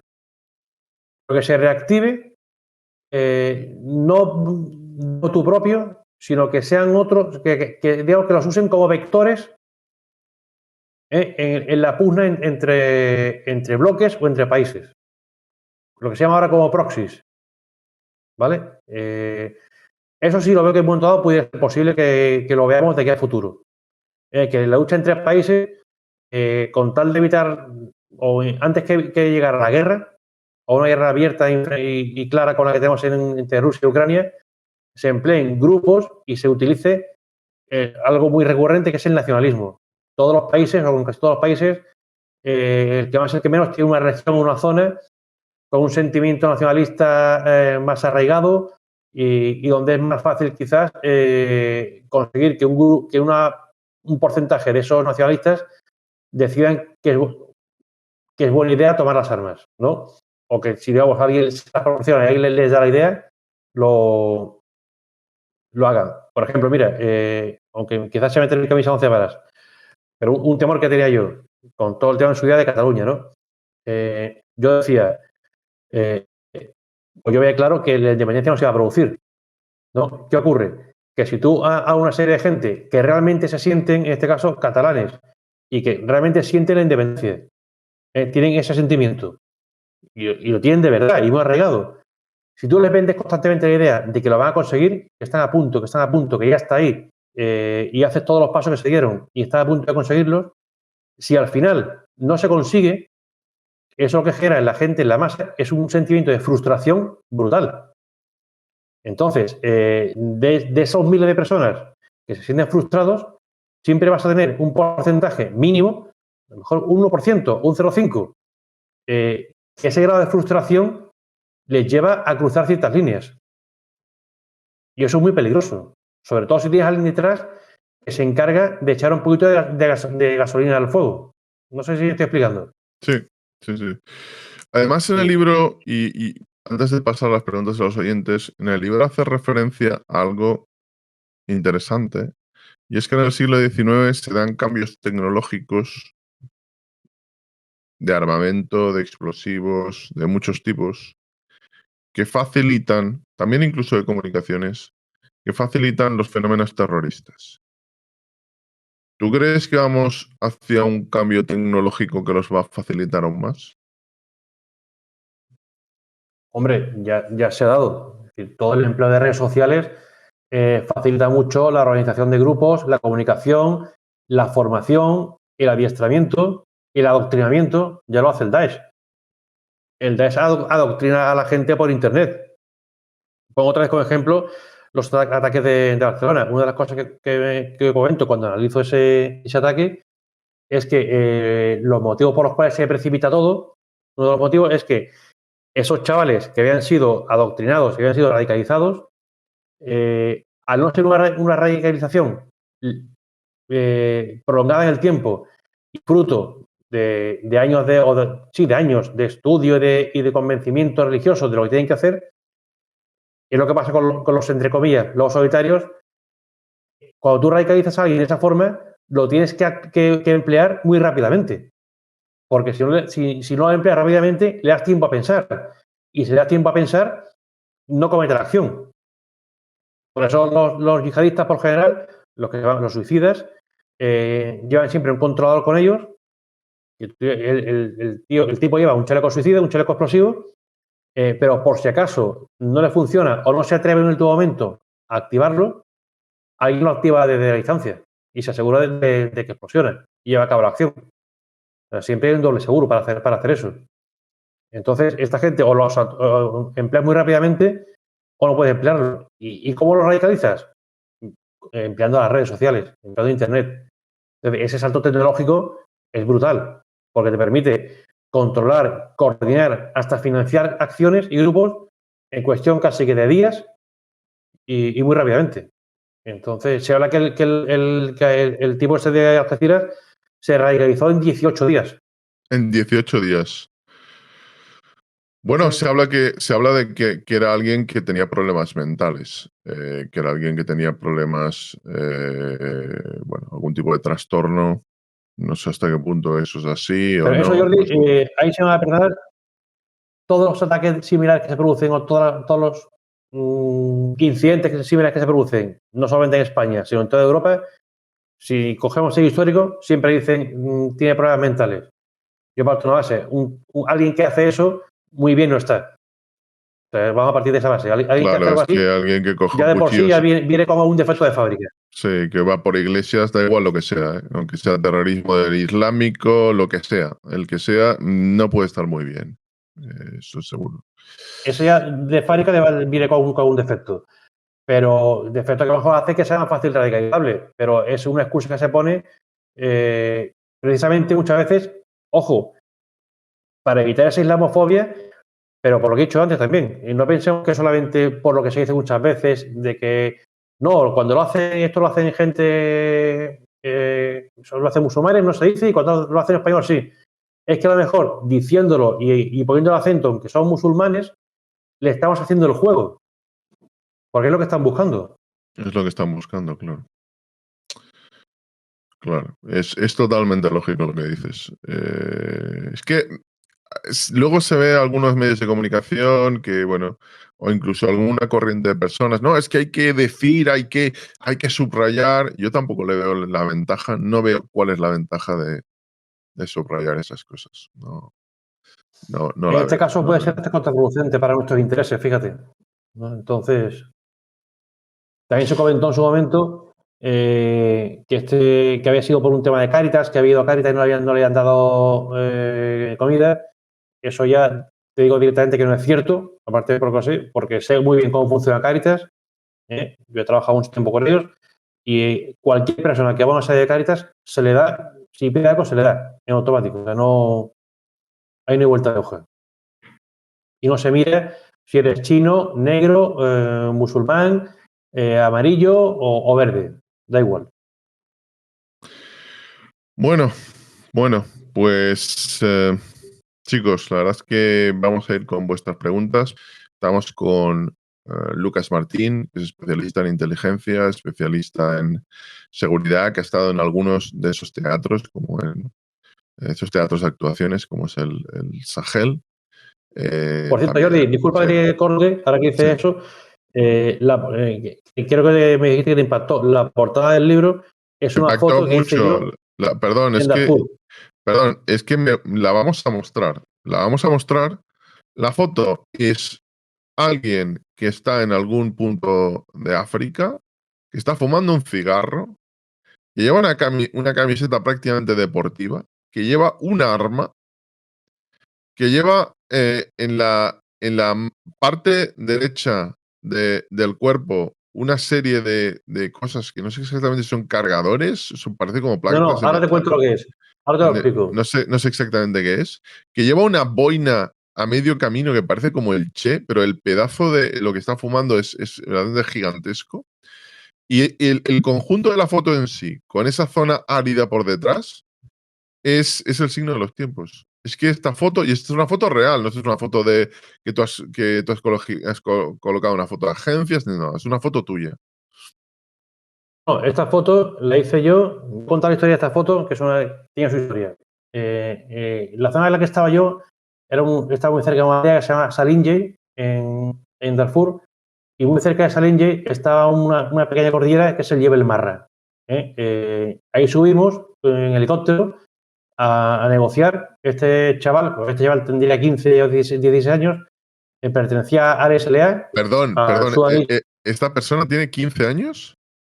Sí, 15 y 16 años. De hecho, estaba con otro chaval un poco más joven, que tengo otra foto de otro chico más bajito que él. Y este era del Sudanese Liberation Army. Estaban arriba y fuimos a negociar con ellos porque había habido una serie de combates, y en fin, una historia, y no dejaban pasar asistencia médica y demás, ¿no? Y bueno, estaba por ahí, me acerqué a ellos, le hice una foto a él, al que estaba con él, después me senté a comer con ellos, estuve sentado en el suelo comiendo con ellos. Lo que lleva es un fusil, es un G3 alemán antiguo, y lo que lleva colgado a los lados son amuletos. Esos son amuletos. Son Ellos amuletos, piensan, esas sí, placas que piensan que llevan. cuando llevan esos amuletos les van a proteger de las balas del enemigo. Madre mía, Son amuletos. madre mía. Y la verdad es que de esa zona y de esa región tengo una colección de unas 800, 900 fotos bastante interesante, bastante bueno. Y vi y me gustó como para aportar el libro, que como tú dices, reflejaba muy bien pues lo que hay, ¿no? Bueno, Entonces, es como casi psicodélico, ¿no? Entre el cigarro, los amuletos, el arma, lo árido de la parte de atrás de la foto. Es una imagen muy contundente, muy contundente. Bueno, que por cierto, Jordi, sí, como anécdota voy a contar también que en la zona en la que estaba yo, en Jebel Marra y en Salinje, no sé si recordaréis que hubo una época en que Osama Bin Laden decía que se había refugiado en Sudán, sí, sí, sí. huyendo de Estados Unidos, y se Se fue a dijo Sudán, aquello. que de hecho Estados Unidos atacó Sudán y bombardeó con varios Tomahawks. Pues bueno, en la zona en la que estaba yo era la zona en la que vivía Bin Laden, donde había estado alojado, y la gente de la aldea contaban de verlo montar a caballo por la zona. Evidentemente, antes de que llegara yo. Cuando llegué ya no estaba, ¿no? Pero estuve en la zona donde vivió en su momento Bin Laden. Una Estuviste, curiosidad. estuviste en la zona que había vivido Bin Laden. ¿Y cómo es esa zona? Sí. Pues mira, es una zona de sabana. No hay mucha vegetación, no hay vegetación alta, salvo algún bosque de mangos esporádico, pedregosa. Está lleno de wadis. Wadis son cauces de ríos que llevan agua en la época de las lluvias, van hasta arriba de agua, y en la época seca, pues no llevan agua, pero donde la gente va a recoger agua, es decir, las mujeres van y cavan la tierra hasta que el agua aflora, y de ahí cogen agua para cocinar o para lo que les hace falta. Y es una zona muy llana, excepto esta pequeña cordillera, que digo, que se llama Jebel Marra, que tiene cierta altura y que está en la zona. Y era una aldea muy pequeñita, una aldea que podía tener a lo mejor 300 personas o 400 viviendo ahí. Después tiene aldeas de chozas salpicadas por todo el territorio. Esto que era una aldea era una zona construida, que por cierto también, justo cuando estaba ahí, ocurrió la historia esta de las caricaturas de Mahoma, Sí, en un sí. periódico noruego, y nos tocó una noche ir a sacar a una ONG noruega, porque le están tiroteando y le pegaron fuego a la casa donde vivían. Y nos tocó a Madre las 2 de mía, la mañana ir a por ellos a sacarlos de ahí. madre mía. Bueno, pues chicos, vamos ya con vuestras preguntas, que es la parte más interesante. Vamos con la primera de Imago68. Lucas, ¿no crees que más que una lucha de ideales con objetivos concretos, esta banda terrorista lo único que son es un grupo mafioso que sobrevive alimentando la islamofobia para justificar su propia existencia. Entiendo que se refiere al Daesh. Sí, entiendo que se refiere al Daesh también. Vamos a ver, el Daesh como tal y Al-Qaeda no. Hablo como en global, ¿vale? Porque muchas veces se puede interpretar que son como franquicias. Lo cual no quiere decir que hay algunos grupos que prestan juramento o bayat, como dicen ellos, al Daesh y se afilian al Daesh o Al-Qaeda con esa finalidad. Más que con esa finalidad, con la finalidad de tener el control de una zona, de vivir de ciertos tráficos y de vivir bien, ¿vale? No, eso quiere decir que no haya grupos, como ocurre en el Sahel con algunos, que al fin y al cabo lo hacen pues por gozar de la protección de un hermano mayor, de alguien que le da financiación, de alguien que le proporciona armas y le facilita seguir con sus negocios, por así decirlo. Pero como organización global, ni mucho menos. Su objetivo real es implantar el califato global y es un objetivo religioso. Es decir, no ocurre que emplean la islamofobia, lo que he dicho antes, para conseguir más adeptos, para alimentar ese círculo vicioso y conseguir, digamos, seguir implantándose. La siguiente pregunta, señor Martín, ¿me puede explicar cómo se tardó tanto tiempo en acabar con el terrorismo de ETA, siendo una organización que nunca tuvo en activo más que unos pocos centenares de miembros en sus comandos y su tejido de apoyo social era fácilmente rastreable? Bueno, ahí eso no es del todo cierto. Es decir, el tejido social de ETA, para empezar, ETA tenía una implantación bastante fuerte. Tenía mucha gente que si bien no era de la banda, pero sí les apoyaba. Tiene una infraestructura en el sur de Francia muy importante y durante muchos años gozó el apoyo de Francia o el apoyo o la inacción de Francia. Y también que fueron los comienzos en España de la lucha antiterrorista. Se aprendió con ETA, aprendimos con ellos y con el paso del tiempo se fue avanzando mucho. Y de hecho, cuando a ETA se le golpea más y cuando se le hiere de ya de muerte, es como pasa con este tipo de grupos, cuando se le atacó directamente a sus finanzas y a su logística. Ahí es cuando digamos, se le hiere de muerte realmente. Pero combatir contra bandas estas no es nada fácil. El hecho de ser capaces de acceder con la ayuda que prestó en su momento Estados Unidos a ciertas comunicaciones y a ciertos elementos facilitó mucho, pero siempre, y yo siempre lo he dicho, si tú tienes un grupo terrorista y puedes eliminar a la cabeza o puedes eliminar al jefe de logística o al jefe de finanzas o a alguien intermedio, ¿a quién es mejor que elimines? Al intermedio o al jefe de logística, porque la cabeza la reemplaza y puede llegar incluso a alguien peor o alguien más violento. Pero si eliminas el tío o a la gente que le proporciona armamento, le proporciona el dinero y le cortas eso, al final muere ni la edición. Entonces, aquí nos costó aprenderlo y aprendimos. Y cuando fuimos capaces de hacer eso, es cuando acabó pues, su herida de muerte. Vamos con la siguiente cuestión de Total Trident. Lucas, ¿Marruecos es un parapeto del terrorismo para Europa? Totalmente. Marruecos, Túnez, los países del norte de África, Mauritania. Esos países del norte de África son nuestro colchón y para nosotros es fundamental que se mantengan estables y que no tengan condiciones que permitan que se implante el Daesh o Al-Qaeda. Eso para nosotros es fundamental. Si cualquiera de esos países, y Mauritania de momento está, pero empieza a haber algún tipo de indicio raro, si cualquiera de esos países se desestabiliza, entonces tendremos un problema muy gordo, muy serio. Por eso siempre digo que a España lo que le conviene es un Marruecos desarrollado, fuerte y estable. Porque cuanto más desarrollado esté, es la condición humana. Cuanto mejor vives, mejor quieres vivir y más temes a perder lo que tienes. Es lo que nos pasa a nosotros. Entonces, es lo fundamental para nosotros. Vamos con la siguiente cuestión de Gasco. ¿Los tuaregs han dejado de tener esclavos en las minas de sal? ¿Qué ha pasado con todo aquello que se decía de los esclavos de los tuaregs?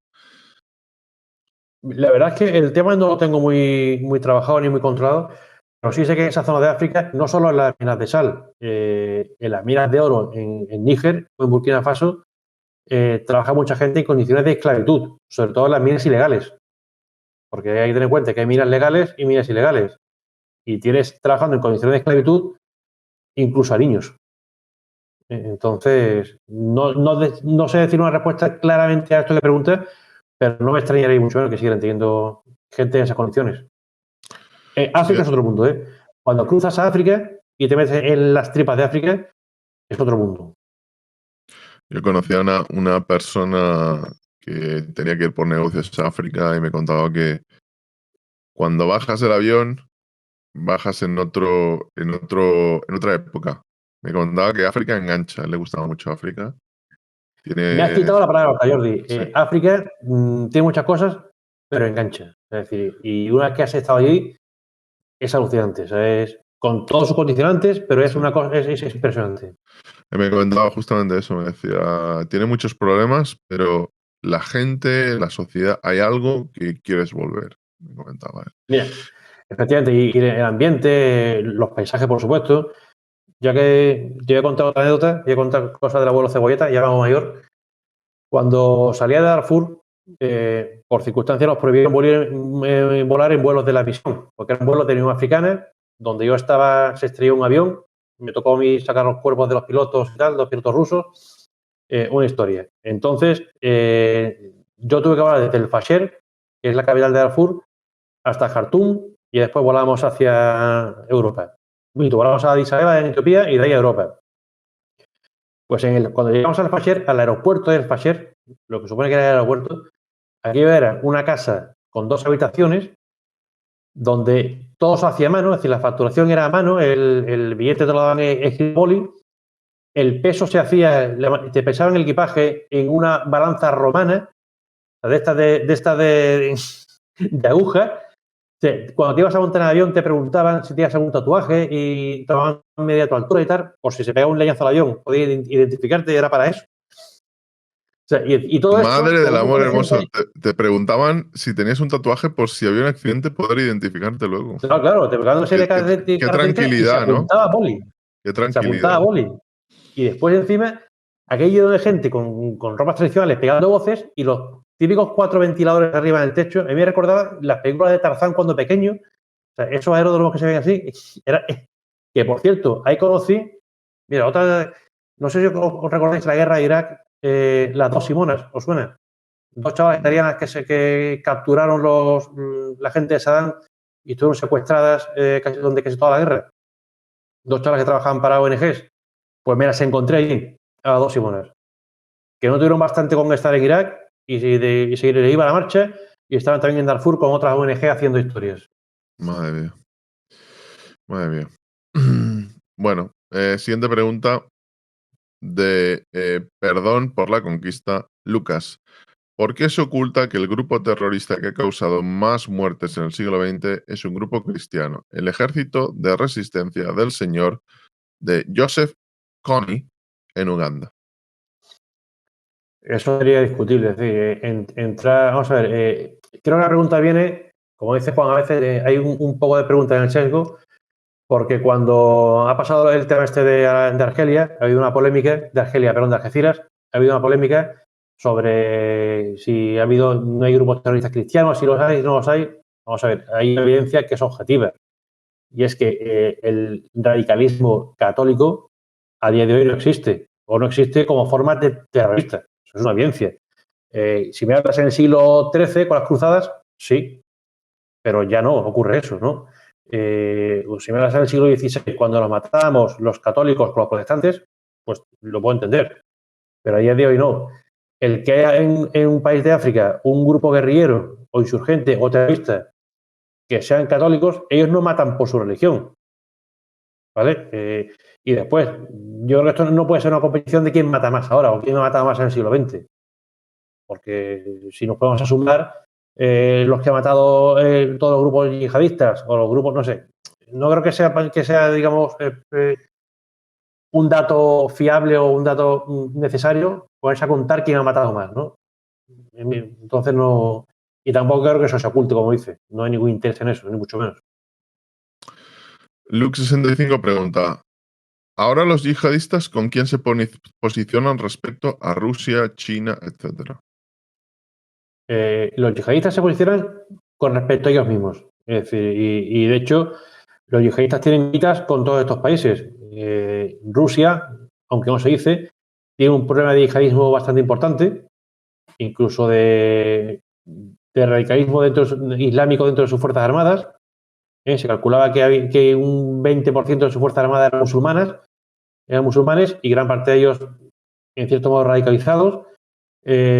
China combate a los musulmanes, a los uigures, y ha tenido problemas y los ha masacrado, los ha intentado reeducar, como hacen ellos desde hace muchos años. Los yihadistas no conocen más amigos que ellos mismos. O sea, no se posicionan. Y en este tipo de guerra, como la guerra de Rusia con Ucrania o los conflictos de China, no tienen posición en ninguno de los bandos. Gasco pregunta, ¿actuaciones como matar a Gaddafi mejoran o empeoran el problema del terrorismo? Es que el tema de Gaddafi y el tema de Libia, digamos que ni mejoró ni empeoró el problema del terrorismo directamente. Lo que hizo fue poner patas arriba a un país como Libia, ¿no? Y convertir aquello en un estado fallido. Lo que pasa que como digamos daño colateral, el que Libia se convirtiera en un estado fallido, eso ha propiciado que Libia, que era un estado en armas, con armas por todas partes y demás, pues todo ese armamento, toda esa munición esté circulando por toda África y teniendo como punto de distribución el lago Chad, pues de una forma brutal, ¿no? Y eso fácilmente muchos grupos terroristas se armarán hasta los dientes. Y se armaron gracias a la desmembración de Libia. Vamos con la siguiente cuestión de Luke65.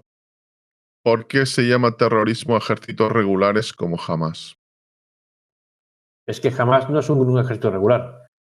Una cosa es que sean muchos y estén equipados y entrenados, pero es como si me dices que Hezbollah es un ejército. Hezbollah no es un ejército, es un grupo terrorista adiestrado y entrenado, en este caso por Irán, igual que Hamas, y que bueno, que tiene un nivel de poder pues muy por encima del que han tenido otros grupos, ¿no? Por su desarrollo. Pero sigue siendo un grupo terrorista. No es un ejército porque, para empezar, no es el ejército perteneciente a ningún país.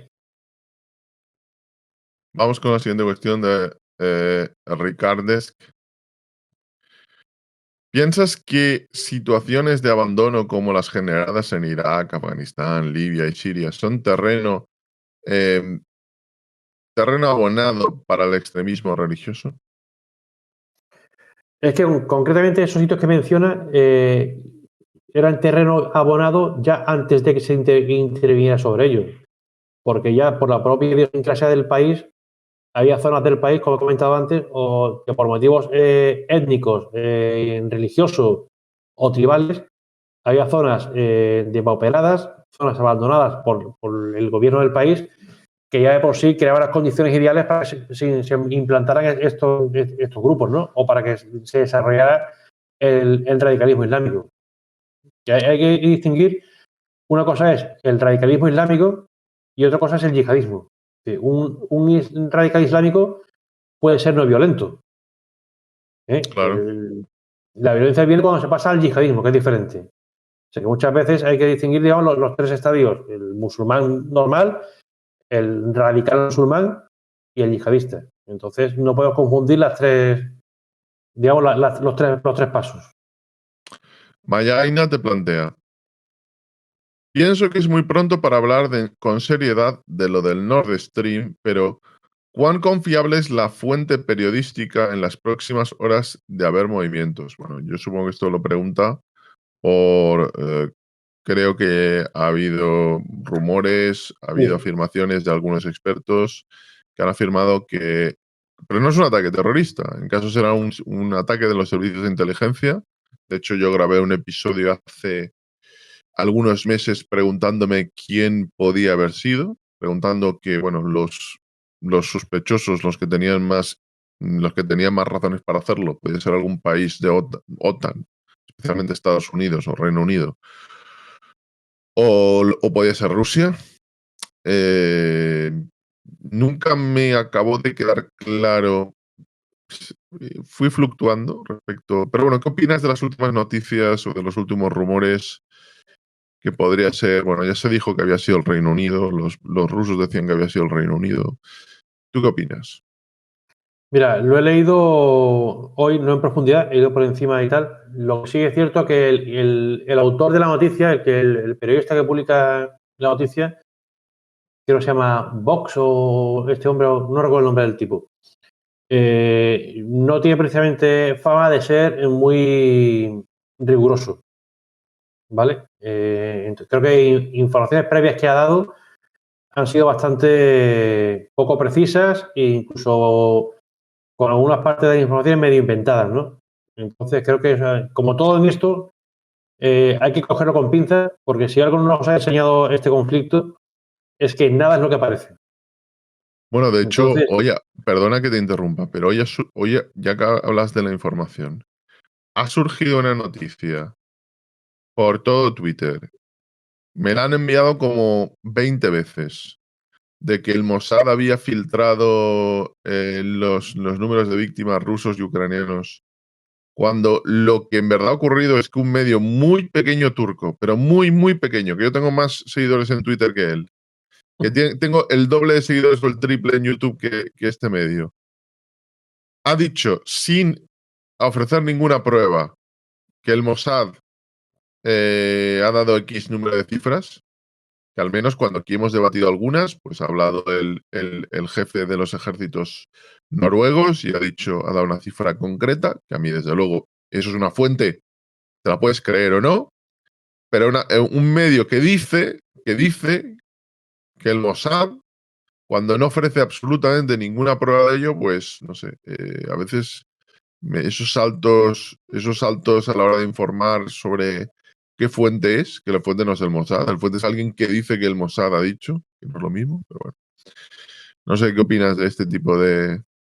es lo que digo, muchas veces lo que se dice a día de hoy la cultura del clickbait, ¿no? O sea, es decir, con tal de conseguir clics y que la gente entre en tu medio, pues cuelgas lo que sea y en un mundo en el que mucha gente se queda en el titular y al final el 90% de la gente no profundiza en la información, pues si tienes suerte y colocas un titular así y mucha gente hace clic, pues tienes, al final es negocio, Jordi. O sea, entonces Vamos no, con, no las, ofrezco mucha fiabilidad a eso. vamos con la siguiente cuestión de Roberto Laciana.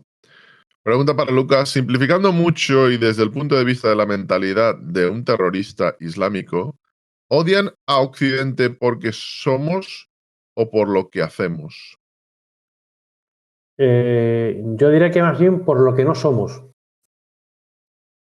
Es decir, no somos a los yihadistas, no somos musulmanes, no seguimos sus conductas o sus parámetros morales. Por lo tanto, eso nos convierte en herejes y nos convierte en ríos de muerte, y tenemos dos opciones: o convertirnos y ojo, y aunque te conviertas, eres, entre comillas, ciudadano de segunda, o la muerte, no tienes otra para ellos. Es decir, no hay vuelta de hoja. Entonces, no es ni lo que somos ni lo que hacemos, es simplemente lo que no somos. Y como no somos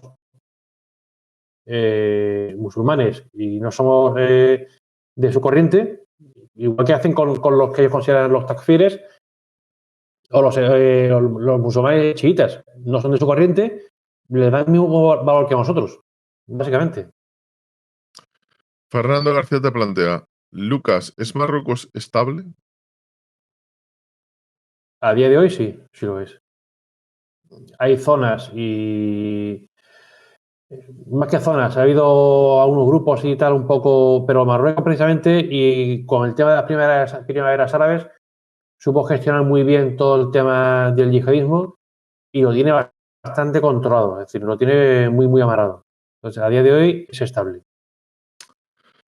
Raaf 430 te plantea, Lucas, ¿no deberían considerarse y declararse como grupos terroristas a los grandes cárteles de la droga en Latinoamérica? Por cierto, que causan en Colombia, en Venezuela, en México, en muchos países centroamericanos, causan muchísimas muertes, probablemente más que los grupos terroristas clásicos. Como grupos terroristas a las grandes carteles de droga de Latinoamérica y de hacerse la declaración, ¿serían serias las repercusiones?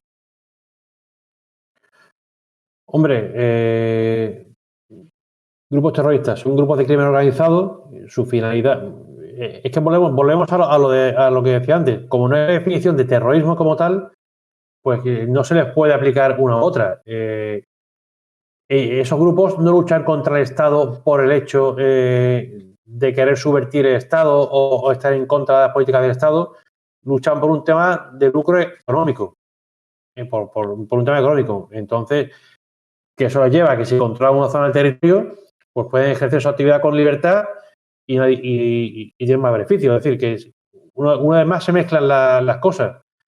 Repercusiones, yo creo que a día de hoy no tendría ninguna porque realmente contra esos grupos se actúa con todos los medios. Lo que ocurre es que, por desgracia, al ser un tema económico, principalmente es mucho más fácil que tengan, digamos, infiltrados o tengan sobornados o de su parte o en connivencia a gran parte o parte de las estructuras de gobierno de la región, del país o de la fuerza de seguridad, como ocurre en México. Y eso sí que puede llevar a que sean casi un Estado fallido, o al menos en algunas zonas del país, casi un Estado fallido.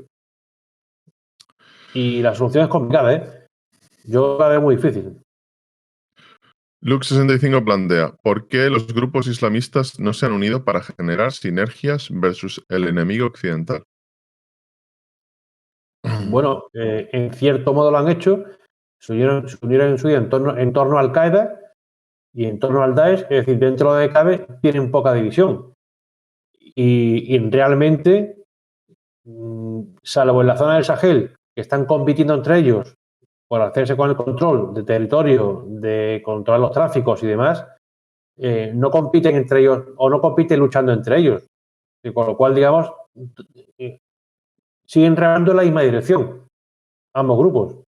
A pesar de que se enfrenten en el Sahel, pero ambos grupos reman en la misma dirección. Con lo cual, se puede considerar que al menos en el objetivo están unidos. Vale, vamos con la siguiente cuestión. A ver. Vilos te pregunta, ¿qué fue de los 3 submarinistas españoles apresados en Polonia?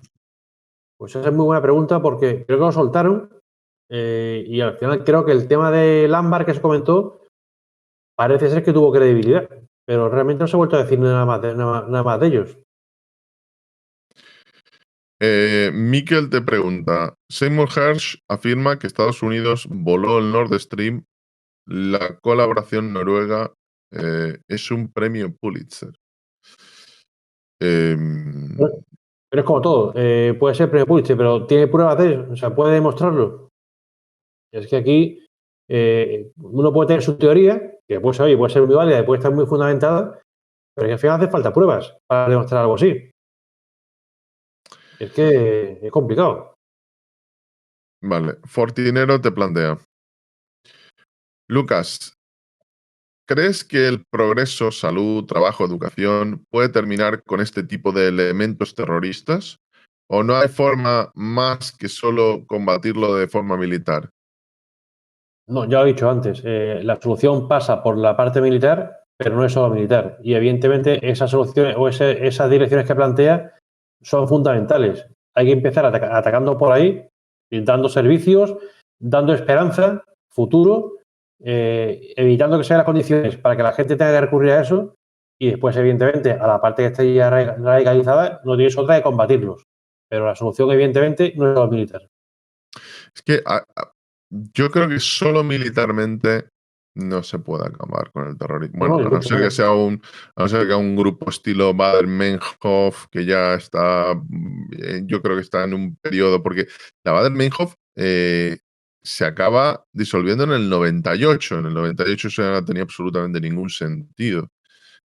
Podían quedar 4 gatos ahí, pero claro, cuando estamos hablando de terrorismo que está unido a la pobreza, eso solo militarmente, o hay una razón de fondo que comparte un gran espectro de la sociedad.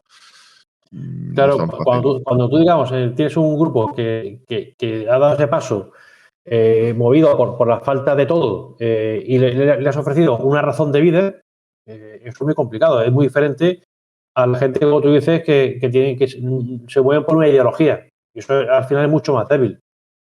En los grupos de la ola de la nueva izquierda se calculó que la vida media de los grupos terroristas, porque hubo cientos, era de 2 años. O sea, la actividad, el periodo de actividad de esos grupos terroristas que nacieron en esa época, años 50, años 60 y demás, eran 2 años de actividad, más o menos. O sea, algún grupo esporádico que duró mucho más tiempo, pero eran. Y la verdad, en México, como tú dices, tampoco tuvo tanta repercusión ni tantas acciones y duró poco. Te plantean otra pregunta, señor Martín. Con las posibilidades de las fuerzas de seguridad occidentales, ¿sería posible que volviesen a formarse en Europa grupos terroristas del alcance que tuvieron en los años 70 y 80 del siglo pasado? Entiendo justamente estos, Baader-Meinhof, Grapo, etcétera. Sí. ¿Eso es realista que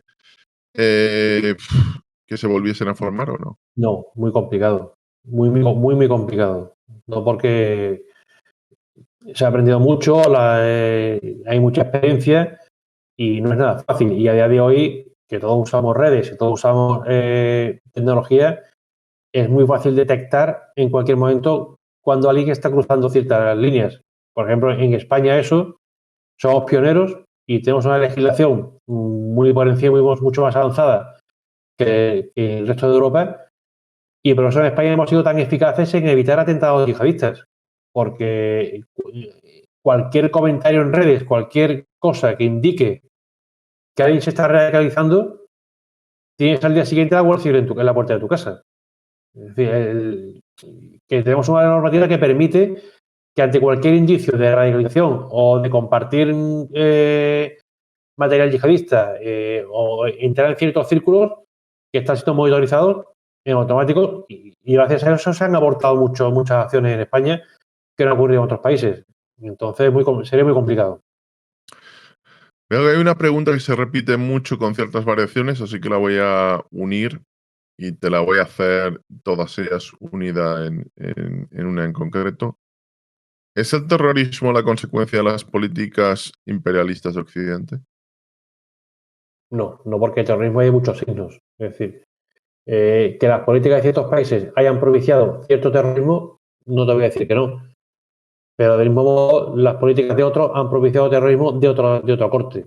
Es decir, el buscar en la actitud de Occidente una justificación, por ejemplo, al terrorismo yihadista, es absurdo.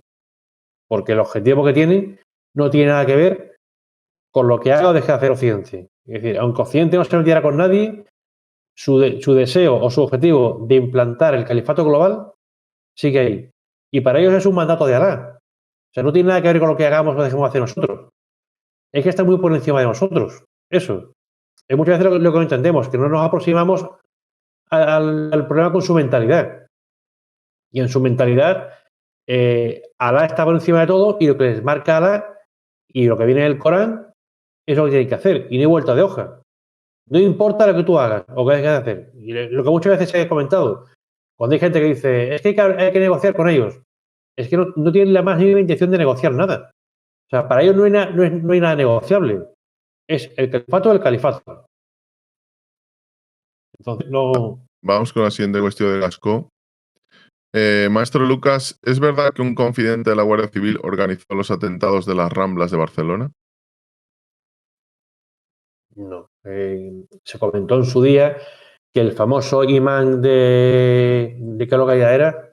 Bueno, el imán con el que habían tenido relación con los chavales estos, se dijo que era confidente o que había sido confidente del CNI, cosa que no era cierto, pero no. Los ataques de Barcelona, y eso lo comento en el artículo que está en el libro, son mucho más complejos de lo que pensamos o de lo que, digamos, se veía a simple vista. Y para organizar ese ataque, eso no lo organizan 3 chavales de 18 o 20 años que se radicalizan en 4 días y detrás de eso había mucho más.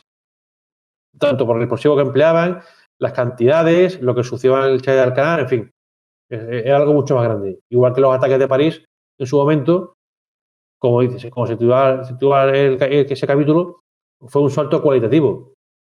Hasta entonces en Europa no había habido ningún ataque complejo. Habían sido ataques esporádicos, lo más complejo, entre comillas, lo de Charlie Hebdo, pero un ataque que implicara varios ataques simultáneos con chalecos explosivos, con suicidas, con atacando con armamento, es decir, preparar toda esa operación, y ahí en el capítulo lo explico bastante detalladamente, lleva su tiempo, tiene su logística, en fin, eso no se hace de un día para otro. Bueno, chicos, la verdad es que vamos a ir cerrando. La verdad es que ha sido una conversación muy interesante, un recorrido prácticamente desde los inicios del terrorismo a la actualidad. Muchas de vuestras preguntas también han sido, yo creo que, apasionantes. Don Lucas Martín, experto en inteligencia y seguridad, autor del libro Terror Global, que os recomiendo. ¿Algo más que añadir? Pues no, simplemente decir que, por desgracia, el terrorismo es un fenómeno con el que llevamos conviviendo muchísimos años, varios siglos, y que, por desgracia, no va a seguir acompañando, de una forma o de otra. Ahora estamos en una fase del terrorismo religioso un poco, digamos, baja, de baja intensidad, pero que va a resurgir y que seguramente llegue el terrorismo, lo que he comentado antes, porque ciertos regímenes o estados emplearán grupos proxies para, digamos, beneficiar sus intereses. Ese es el futuro. Bueno, chicos, pues espero que os haya gustado la conversación tanto como a mí. Recordaros que, bueno, si habéis llegado aquí, me gustaría, bueno, si os ha, evidentemente, subrayo, si os ha gustado el contenido, que os suscribáis. Muchas gracias y, bueno, como siempre digo, mañana tendremos otro directo, mañana tendremos otro vídeo y nos vemos entonces. Hasta el siguiente episodio.